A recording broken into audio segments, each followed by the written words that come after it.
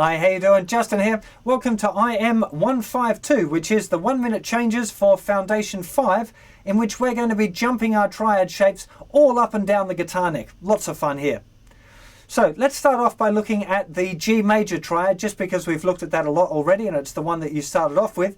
What we're going to be doing is playing each one of the G majors all of the way up the neck and all of the way back again. So we'll be using G down at the 3rd fret, then the one up around the 8th fret, the one up at the 12th fret, and back down again. And that would be one cycle. So 1, 2,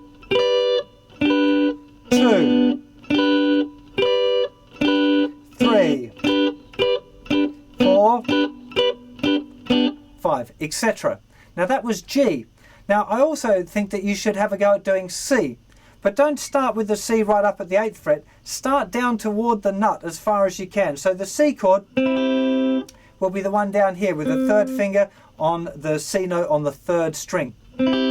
So you play C, 2, 3, 4, etc. Just going through. Now once you've done those 2 majors, I'd also recommend that you have a go at doing the minors, and the 2 I've selected would be D minor and F minor. Of course, going through as fast as you can. When you're working on these kind of triad shapes, jumping to them really quick, it really makes you learn the patterns really well. And a little trick that I'm going to tell you about, make sure that you look at the root note of the chord that you're going to. So when I'm playing, say, G down the bottom there, I know I'm moving to this one up at the 8th fret, so I would use my eyes and look at that root note on the 8th fret of the 2nd string and then move the chord shape to it. If you try and kind of follow your hand and you're kind of watching your hand as it moves up the neck, it's very hard to make that kind of fast jump.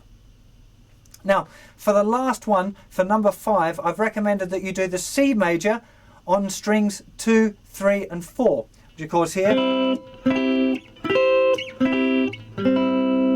If you don't feel confident doing your chord changes on strings 2, 3 and 4, just substitute another one of either the major or the minor, whatever you find the hardest, on the thinnest 3 strings. Work on that for a little bit, and then when you feel cool, move over and start maybe looking at all 5 being on strings group 2, 3 and 4, because that is just as useful group of strings as the thinnest 3 strings.